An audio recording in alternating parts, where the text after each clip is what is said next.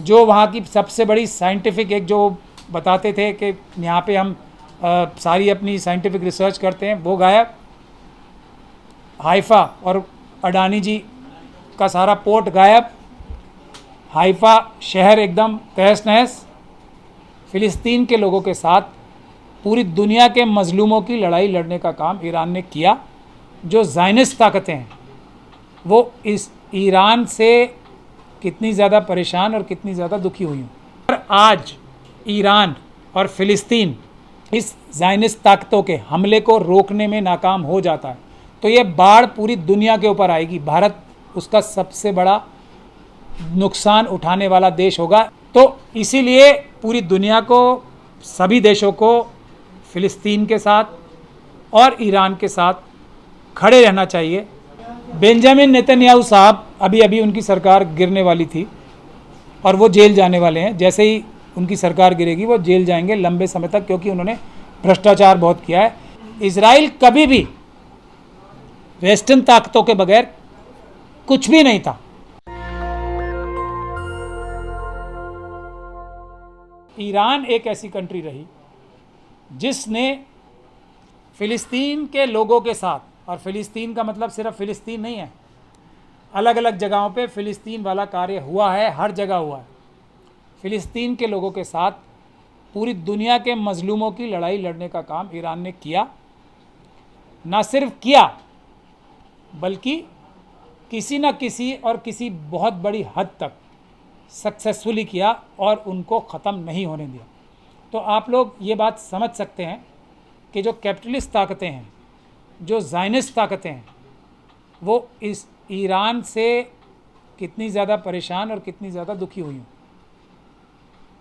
अगर ईरान भी ख़त्म हो जाए, मतलब दब जाए, इराक जैसा हाल हो जाए वहाँ का, तो दुश्मनी कैपिटलिस्ट ताकतों की ख़त्म हो जाएगी, क्योंकि वो नहीं हो पा रहा है उनसे। तो इसीलिए दुश्मनी बरकरार है। अब ये दुश्मनी का नतीजा है जो दुनिया आज फ़िलिस्तीन के लोग और ईरान के लोग इस वक्त अपने लिए लड़ाई नहीं लड़ रहे हैं। मैं ये बात बताने के लिए आप सब लोगों को बुलाया है। वर्ल्ड ऑर्डर, अगर आज ईरान और फ़िलिस्तीन जो इनके ऊपर अग्रेशन हो रहा है, इस कैपिटलिस्ट ताकतों के, इस ज़ायनिस्ट ताकतों के हमले को रोकने में नाकाम हो जाता है तो ये बाढ़ पूरी दुनिया के ऊपर आएगी। भारत उसका सबसे बड़ा नुकसान उठाने वाला देश होगा। ये भी मेरी एक ज़रूरत है जिसकी वजह से मैंने आज ये देश के लोगों को आगाह करने के लिए ये आप लोगों को तकलीफ़ दी है।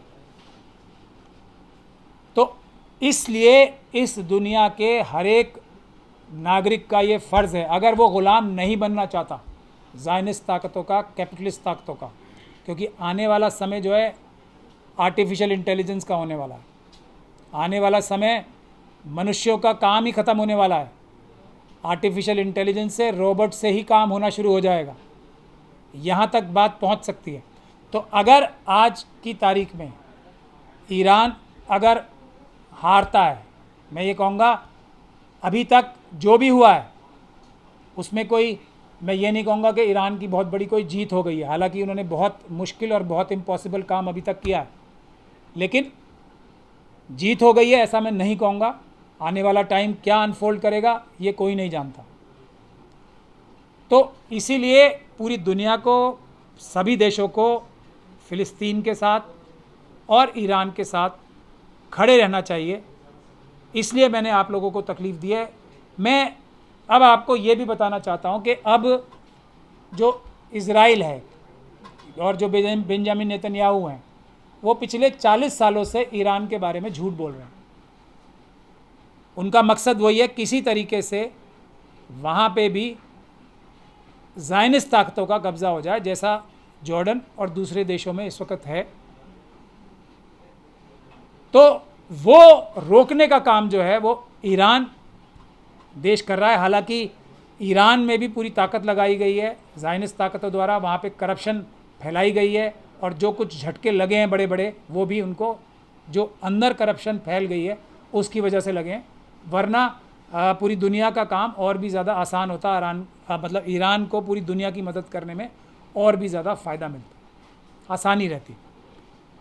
अब हमारे सामने दो प्रकार की लीडरशिप हैं।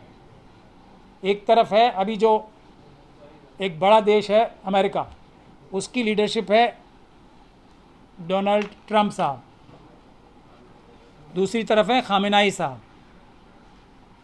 अब इसी से हम अंदाज़ा लगा सकते हैं कि जो ट्रंप साहब हैं उनको हम कैसे जानते हैं। एप्स्टीन फाइल्स का नाम आपने सबने सुना होगा ना। अभी एलन मस्क साहब ने भी एक तरीके से उनकी पोल खोल देने की एक धमकी सी दी थी उन्हें।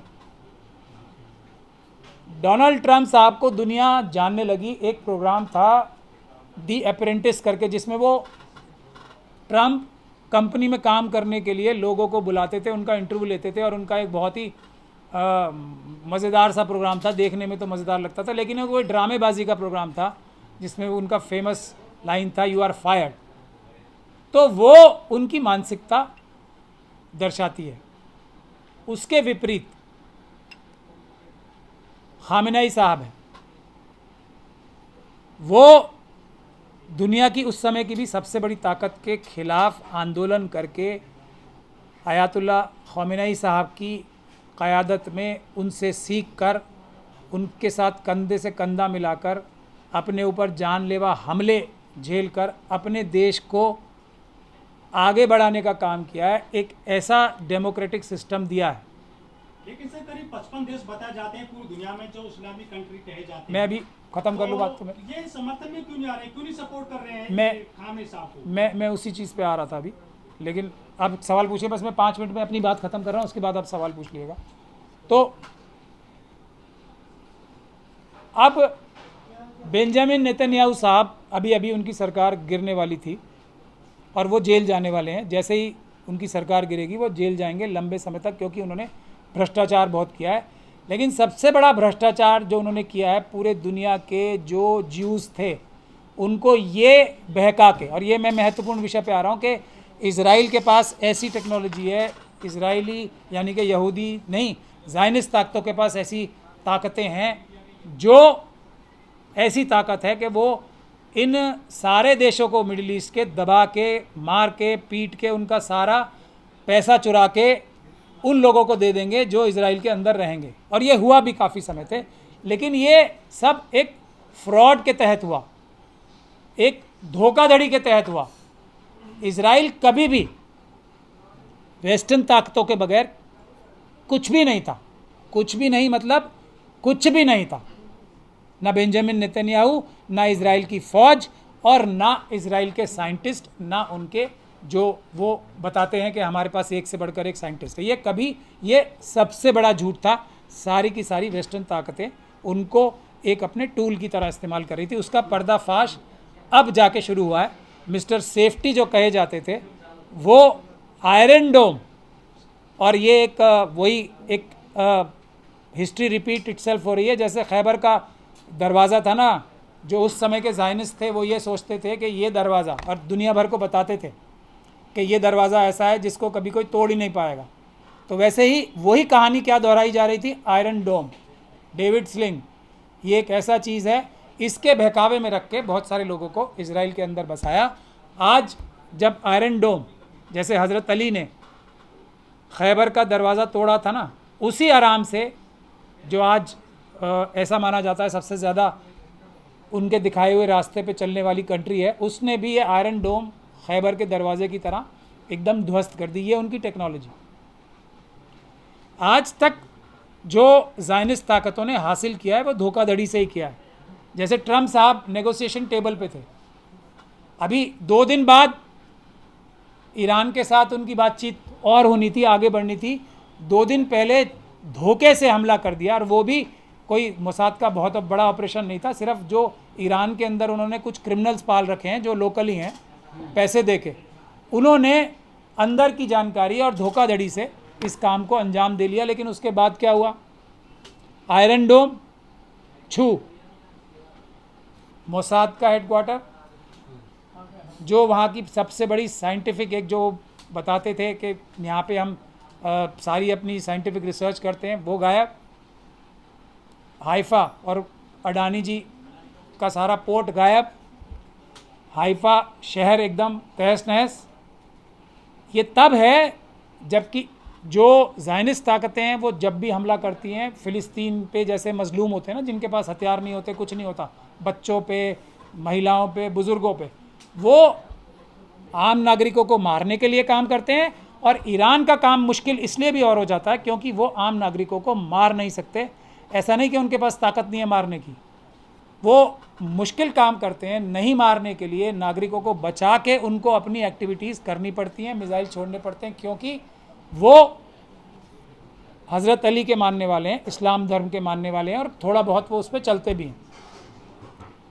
देखिए, अब ये न्यूक्लियर बॉम्ब का जो बहाना बनाया जा रहा है कि ईरान के पास न्यूक्लियर बॉम्ब है, मैंने जो आपको बैकग्राउंड बताया था, इस दुनिया में आज क्या देखा जा रहा है, जो भी चोरी से, छुप के, किसी से ख़रीद के एटम बम ले लेता है, फिर वो चाहे कुछ भी गंदी घिनौनी हरकत करे, जैसे पाकिस्तान देश है ना, आतंकवाद किए ही जा रहा है, किए ही जा रहा है, किए ही जा रहा है। और मोदी जी भी अपनी वजह से, और ये बड़े दुख की बात है, मैं आखिर में 2 मिनट उस पर ही बोलूँगा, वो रुक जाते हैं ट्रम्प साहब के कहने से अडानी जी को बचाने के लिए, और उसका बहाना क्या बनता है कि पाकिस्तान के पास एटॉमिक बम है, एटॉमिक वॉर हो जाती है। तो ये देखा गया है कि जिस भी कंट्री ने चोरी छुपे से भी बम ले लिया, वो सेफ हो जाता है किसी ना किसी हद तक कुछ भी करने के लिए। लेकिन ईरान अगर रुक रहा है एटॉमिक बम लेने से, तो वो यही खमेनी साहब हैं जिनका फतवा है, वरना एटॉमिक बॉम्ब लेना आज के दौर में किसी भी देश के लिए जिसके पास पैसे हैं मुश्किल नहीं है, बिल्कुल मुश्किल नहीं है। ये बात पूरी दुनिया को पता है, और मैं भी इस बात को पूरे दावे के साथ कह सकता हूँ, ईरान तो खमेनी साहब के फतवे की वजह से बंधा हुआ है, लेकिन जो इजराइल के चारों तरफ दूसरे देश हैं, उनको एटम बम लेना किसी भी हालत में अपनी सुरक्षा के लिए मजबूरी है, जब तक इजराइल के पास एटम बम हैं, और वो लेंगे। सऊदी अरब के पास कम पैसे हैं क्या? आपको क्या लगता है सऊदी अरब की जनता, वहाँ के जो शासन करने वाले हैं, उनकी बात पे भरोसा करके आराम से बैठी रहेगी कि जी अमेरिका आके हमें बचा लेगा, नाटो बचा लेगा, इजराइल के पास जो एटम बम है वो नहीं छोड़ेगा क्योंकि अमेरिका बंद कर लेगा? अमेरिका और ईरान की नेगोशिएशन के टाइम पे अमेरिका ने अपनी, और डोनाल्ड ट्रंप साहब की गलती है इसमें, अपनी ज़बान की वैल्यू ही ख़त्म कर दी।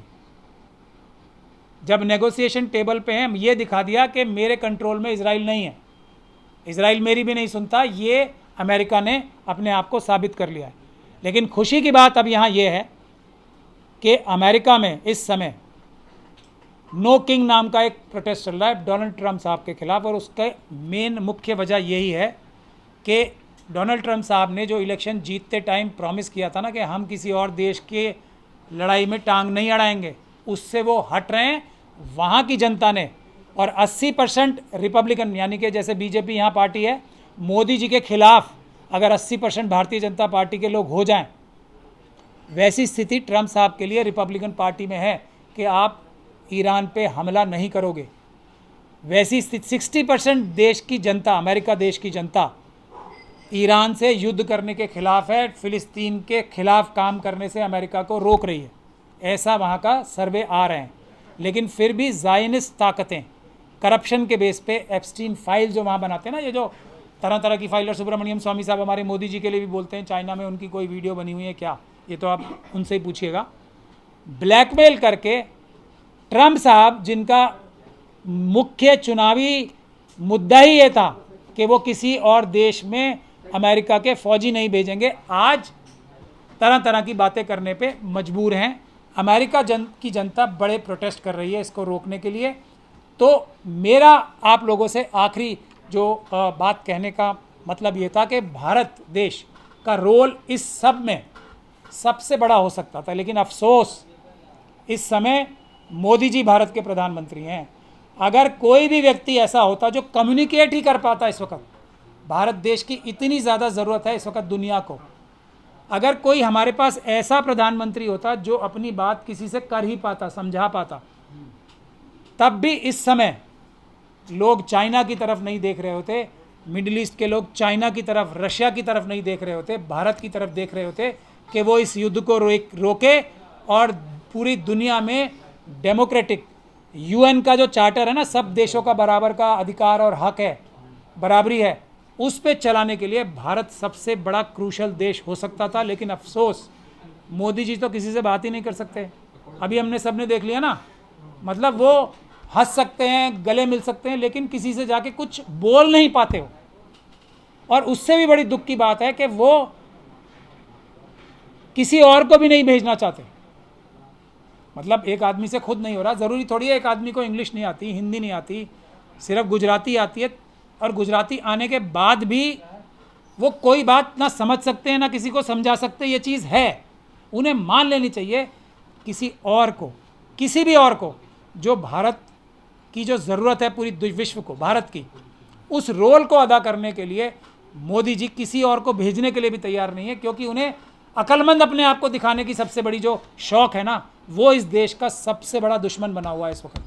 वरना इस देश की इतनी बड़ी ऐतिहासिक जिम्मेदारी है इस वक्त भारत की, कि जिसका कोई पहले भी कोई उस वक्त में, क्योंकि ये सबसे क्रूशल टाइम है दुनिया के लिए। अगर ईरान सिर्फ खड़ा रह पाता है तो मुझे लगता है पूरे विश्व में खुशहाली आ जाएगी, वर्ल्ड ऑर्डर चेंज हो जाएगा, कैपिटलिज्म जो है बैलेंस हो जाएगा, और एक बीच का रास्ता जो मध्यम मार्ग है ना, वो निकल के सामने आएगा, जिसमें सबको, सब देशों को अपनी तरक्की करने की बगैर किसी बाहरी इंटरफेरेंस के, ख़ास तौर पे कमज़ोर देशों को मौका मिलेगा। तो मैं ये गुजारिश करने के लिए लोगों से बुला रहा हूँ कि देश की जनता, जैसे अमेरिका जो सबसे बड़ी डेमोक्रेसी एरिया वाइज है, भारत भी सबसे बड़ी डेमोक्रेसी है जनसंख्या के हिसाब से, तो अमेरिका की तरह यहाँ भी नो किंग नाम से प्रोटेस्ट होने चाहिए, और ईरान के समर्थन में, और समर्थन में सिर्फ इसलिए क्योंकि वो इस वक्त इंसाफ की तरफ खड़ा हुआ। कल अगर ईरान कोई गलती करेगा तो हम लोग ईरान के खिलाफ भी बोलेंगे। ईरान भारत के भी सबसे बड़े फ़ायदे का जो लाइन है ईरान ही ने ले रखी है। इजराइल से भारत को मिलता ही क्या है? फ्रॉड, धोखा, और अभी अभी लात। अभी एक हमारे यहाँ से ब्राह्मण धर्म के शायद मानने वाले वहाँ के जो वो रब्बी थे, उनके साथ जाके खड़े हो गए तो लात पड़ी उनके, वो उनके चरणों में झुक गए थे। तो इतनी तेज़ लात पड़ती हुई मैंने देखी है, पता नहीं वो अगर वीडियो सच्ची है तो मुझे किसी भी भारतीय को तो कम से कम बात ही नहीं करनी चाहिए किसी भी ज़ायनिस्ट व्यक्ति से। तो ये जो स्थिति है उसमें हमारे देश में भी मैं सब लोगों से गुजारिश कर रहा हूँ, अपनी ये फाइनल बात कहते हुए, ख़ास तौर पे सभी सबसे पहले मुस्लिम समाज के लोगों से, हर एक मस्जिद के बाहर मेरे ख्याल से नमाज के बाद कोई एक दिन में एक नमाज तय कर ली जाए। हर मस्जिद के बाहर छोटा या बड़ा प्रोटेस्ट एक होना चाहिए समर्थन में।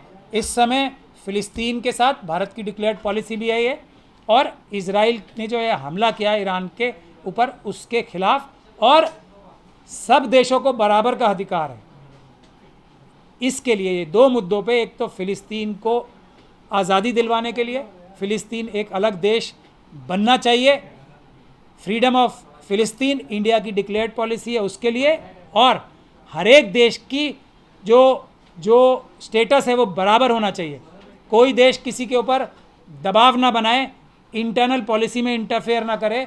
उसके लिए, इन दो मुद्दों के लिए मैं सभी मस्जिद के लोगों से भी गुजारिश करना चाहता हूँ कि वो प्रोटेस्ट करें। फ्राइडे के दिन हर मस्जिद के बाहर प्रोटेस्ट होने चाहिए। मैं अपने बहुजन समाज के भी सभी लोगों से ये गुजारिश करना चाहूँगा कि ये इंसाफ और बराबरी की लड़ाई जो ईरान लड़ रहा है इस वक्त, उसमें हमें उन सब का साथ देना चाहिए, क्योंकि ये वही आइडियल्स हैं जिसके लिए बाबा साहब ने हमारा संविधान बनाया था। तो सबसे पहले सभी मस्जिदों की जिम्मेदारी है।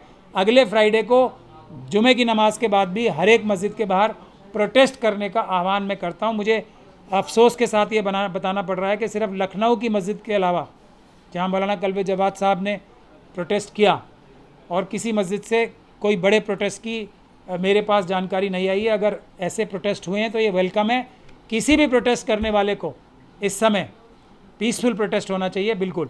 और वो हम लोग तो करते ही पीसफुल प्रोटेस्ट हैं, कभी नॉन पीसफुल प्रोटेस्ट कर ही नहीं सकते, संविधान के मानने वाले हैं। कोई भी प्रॉब्लम आती है तो हम उसे लीगल मदद देने को तैयार हैं, बिल्कुल निडर होके। देश के लिए, हमारे देश के संविधान से सीख के ही, बाबा साहब के संविधान से सीख के ही बहुत सारी दुनिया के देशों में ये वैसे संविधान बने हैं। और यूएन की भी जो रूह है ना, वो बाबा साहब के एक वोट के अधिकार के ऊपर ही निर्धारित है। एक वोट का अधिकार सबके पास होना चाहिए। तो ये प्रोटेस्ट करने की भी जिम्मेदारी भारत देश की है। पूरे दुनिया में बड़े बड़े प्रोटेस्ट हो रहे हैं। अगर हम इन प्रोटेस्ट के द्वारा कुछ तो कर पाएंगे, एक तो उन फ़िलिस्तीन के मजलूमों के साथ खड़े होने के लिए, और ईरान जो पूरी दुनिया के मजलूमों के लिए इस समय रिप्रेजेंटेटिव है उनके लिए जो हमारा मिनिमम कंट्रीब्यूशन हो सकता है वो हम कम से कम पीसफुल प्रोटेस्ट करके तो करें ही।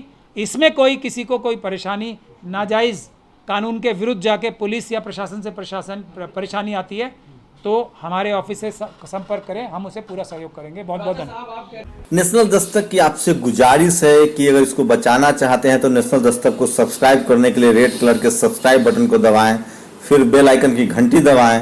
नेशनल दस्तक को बचाने के लिए बहुत जरूरी है कि हर खबर को शेयर करें, लाइक करें, कमेंट जरूर करें।